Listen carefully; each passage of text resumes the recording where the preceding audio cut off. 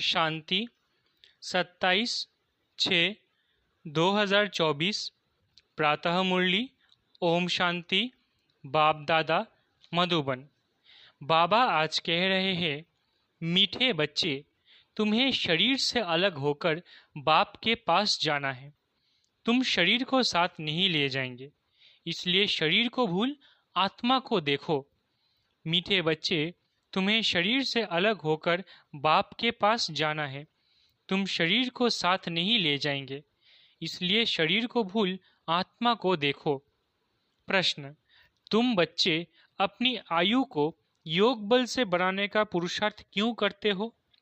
उत्तर: क्योंकि तुम्हारी दिल होती है कि हम बाप द्वारा सब कुछ इस जन्म में जान जाए, बाप द्वारा सब कुछ सुन ले। इसलिए तुम योग बल से अपनी आयु को बढ़ाने का पुरुषार्थ करते हो। अभी ही तुम्हें बाप से प्यार मिलता है। ऐसा प्यार फिर सारे कल्प में नहीं मिल सकता। बाकी जो शरीर छोड़कर चले गए, उनके लिए कहेंगे ड्रामा। उनका इतना ही पाठ था। ओम शांति। बच्चे जन्म जन्मांतर और सत्संगों में गए हैं और यहाँ भी आए हैं। वास्तव में इसको भी सत्संग कहा जाता है। सत का संग ताड़े। बच्चों के दिल में आता है, हम पहले भक्ति मार्ग के सत्संगों में जाते थे और अभी यहाँ बैठे हैं। रात दिन का फर्क भासता है। यहाँ पहले पहले तो बाप का प्यार मिलता है, फिर बाप को बच्चों का प्यार मिलता है। अभी इस जन्म में तुम्हारी चेंज हो रही है। तुम बच्चे समझ गए हो, हम आत्मा हैं, न कि शरीर। शरीर नहीं कहेगा कि हमारी आत्मा, आत्मा कह सकती है हमारा शरीर। अब बच्चे समझते हैं, जन्म जन्मांतर तो वह साधु संत महात्मा आदि करते आए। आजकल फिर फैशन पड़ा है, साईं बाबा, मेहर बाबा, वो भी सब जिस्मानी हो गए।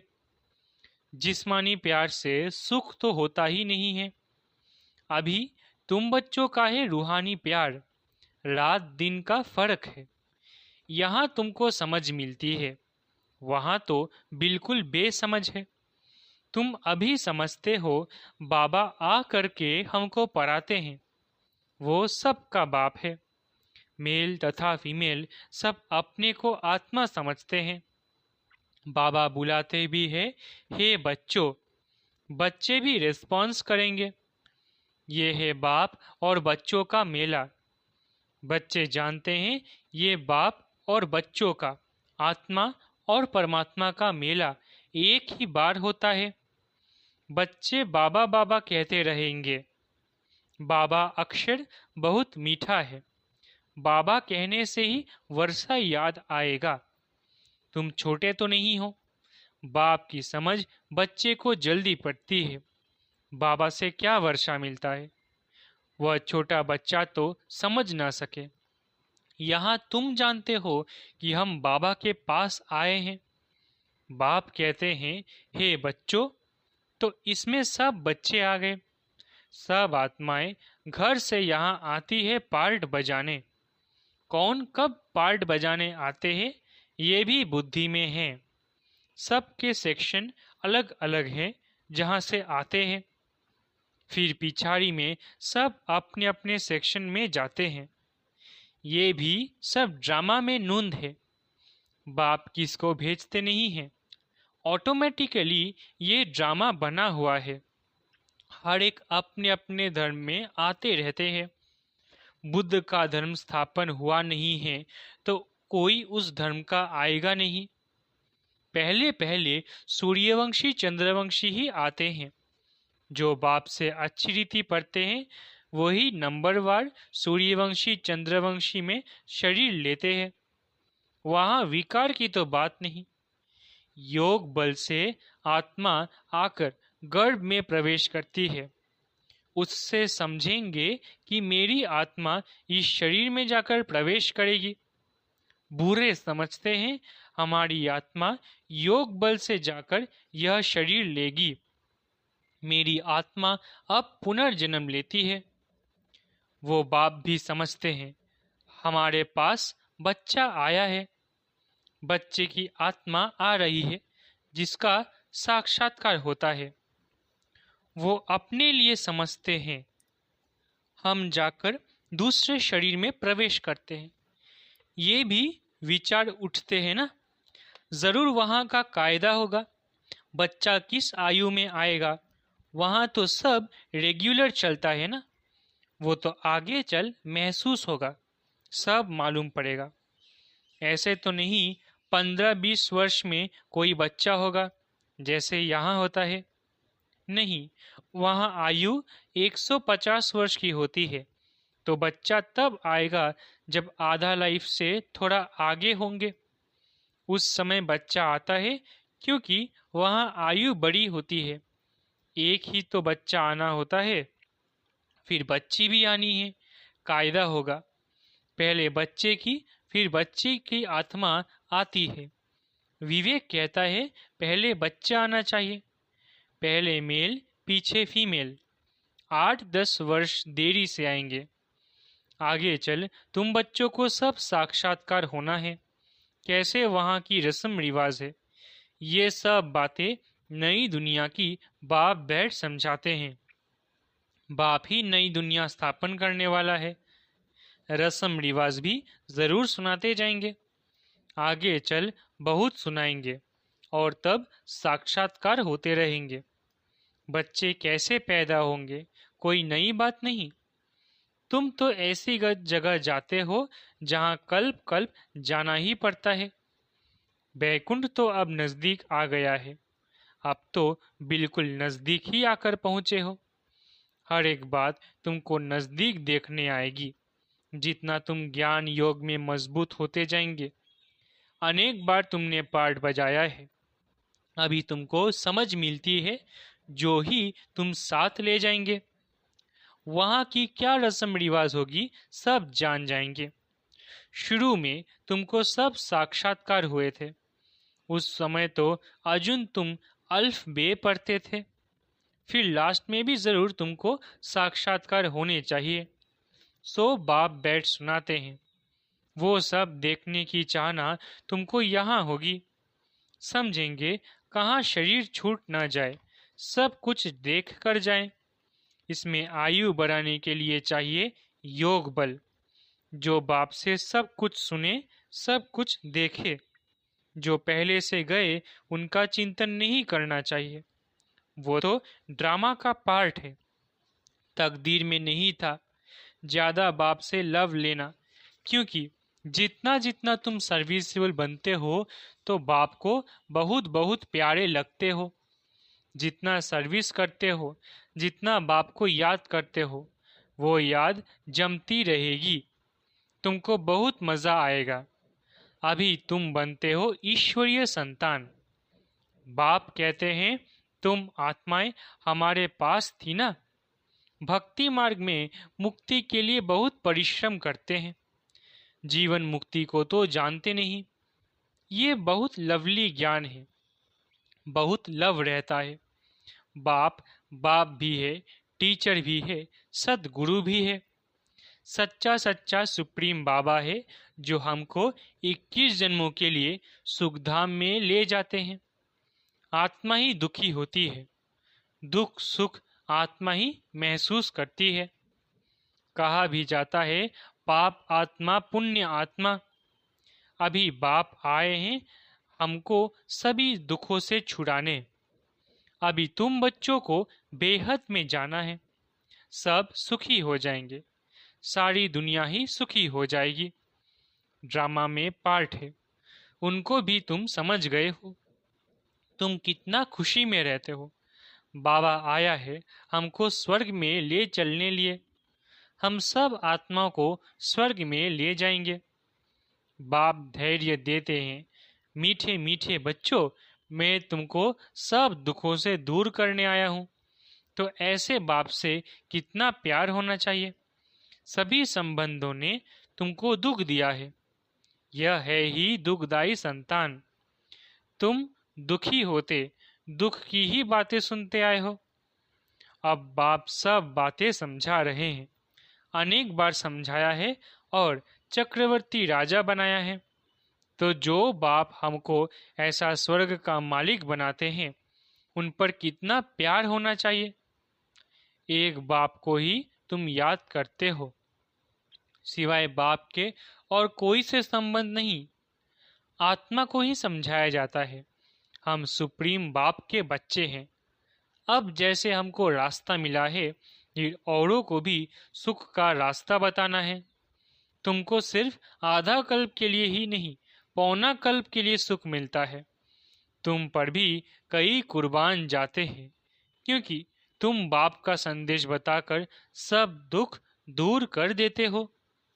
तुम समझते हो, इन्हें भी, ब्रह्मा को भी यह नॉलेज सुप्रीम बाप से मिलती है। यह फिर हमको पैगाम देते हैं, हम फिर औरों को पैगाम देंगे।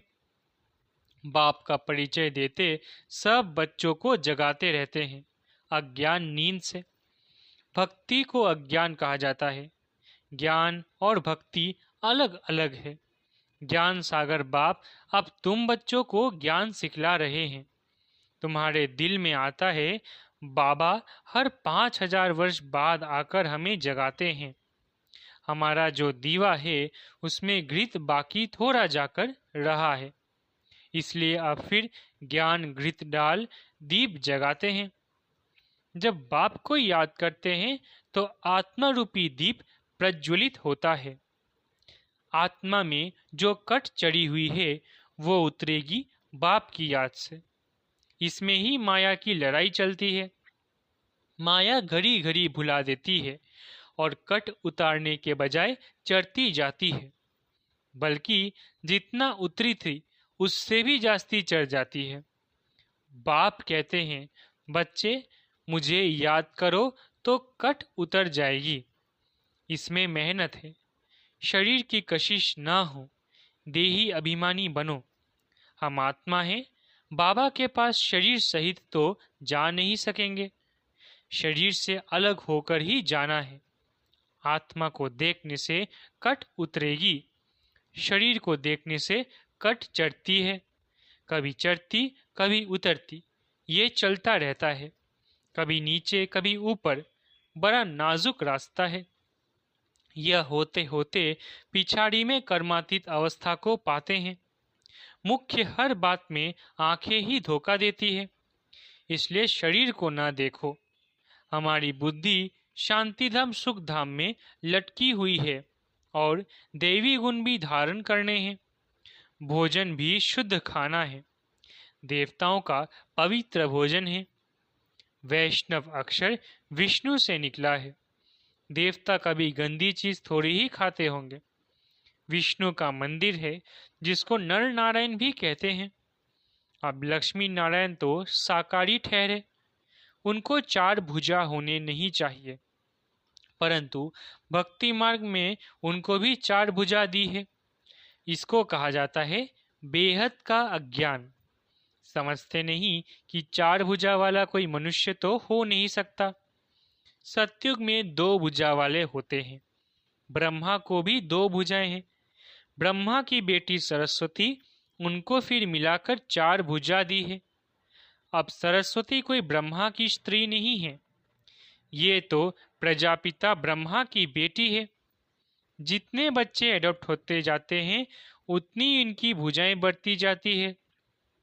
ब्रह्मा की ही 108 भुजाएं कहते हैं, विष्णु व शंकर की नहीं कहेंगे। ब्रह्मा की भुजाएं बहुत है। भक्ति मार्ग में तो कुछ समझ नहीं। बाप आकर बच्चों को समझाते हैं। तुम कहते हो बाबा ने आकर हमको समझदार बनाया है। मनुष्य कहते हैं हम शिव के भक्त हैं। अच्छा, तुम शिव को क्या समझते हो? अभी तुम समझते हो शिव बाबा सब आत्माओं का बाप है, इसलिए उनकी पूजा करते हैं।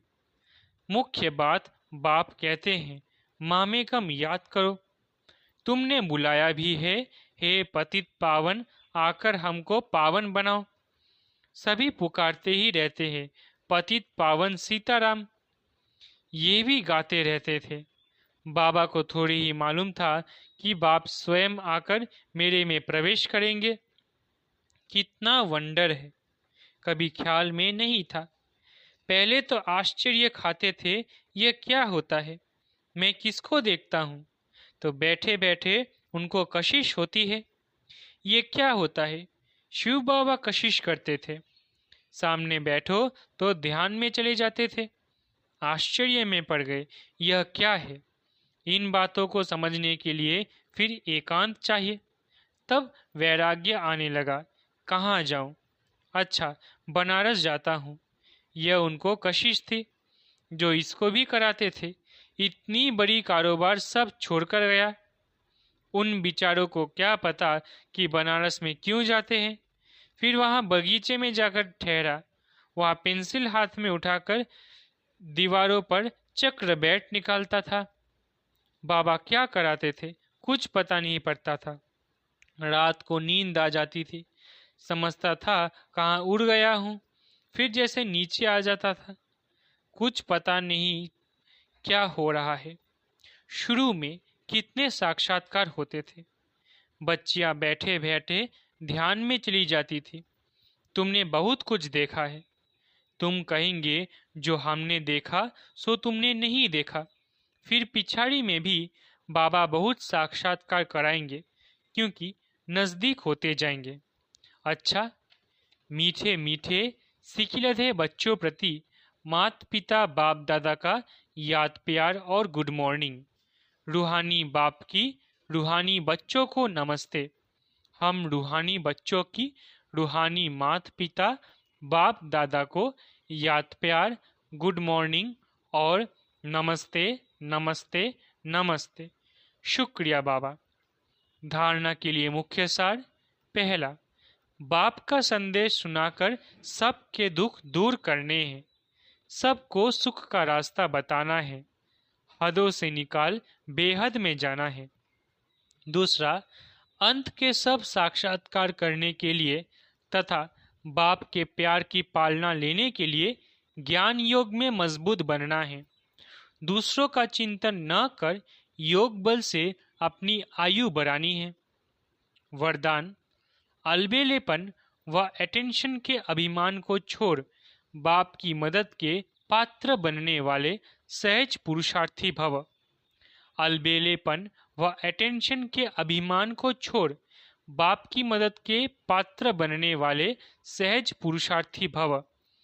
कई बच्चे हिम्मत रखने के बजाय अलबेलेपन के कारण अभिमान में आ जाते हैं कि हम तो सदा पात्र है ही, बाप हमें मदद नहीं करेंगे तो किसको करेंगे।